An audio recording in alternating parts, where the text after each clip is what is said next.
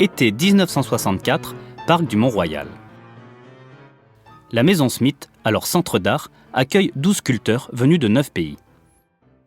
Aujourd'hui, faisant face à la maison, 11 sculptures, monumentales et discrètes, forment une impressionnante collection d'œuvres d'art public. Au tournant des années 60, partout dans le monde, la sculpture est en pleine évolution. Les artistes explorent des formats, travaillent de nouveaux matériaux et sortent de leurs ateliers.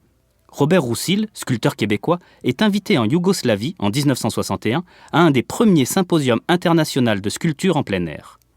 À son retour, impressionné par l'événement, il dira « En permettant aux sculpteurs de travailler à ciel ouvert, à l'endroit même où les œuvres resteront en permanence, le symposium invite les sculpteurs à communiquer avec la nature, à créer des œuvres à l'échelle de l'homme. » Il participera au premier symposium international de sculpture en Amérique du Nord, qui aura lieu ici dans le parc du Mont-Royal, au cours de l'été 1964.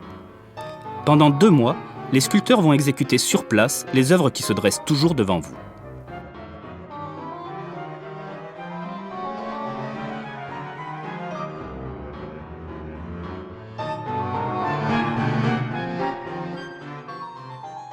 Si certaines expriment clairement la volonté de s'intégrer au site, de s'y fondre, d'autres semblent fièrement trôner sur leur socle monumental, se croyant encore au musée, mais servant cependant de mur d'escalade aux enfants.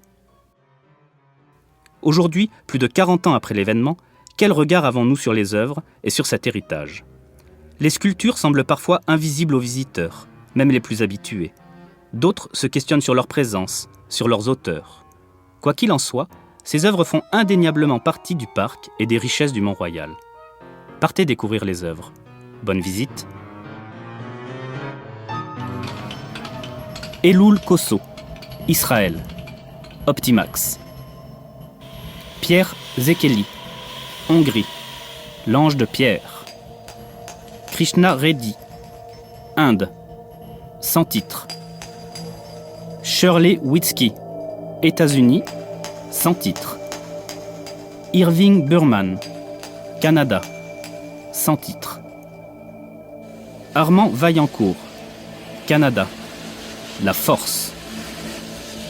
Augustin Cardenas, Cuba, sans titre. Hierassimos Klavos, Grèce, Les Sœurs Cardinales. Joseph Philhofer, Autriche, sans titre. Robert Roussil, Canada, sans titre. Œuvre détruite. Sergio Signori, Italie, sans titre. Louis Chavigné, France, Le Carrousel sauvage.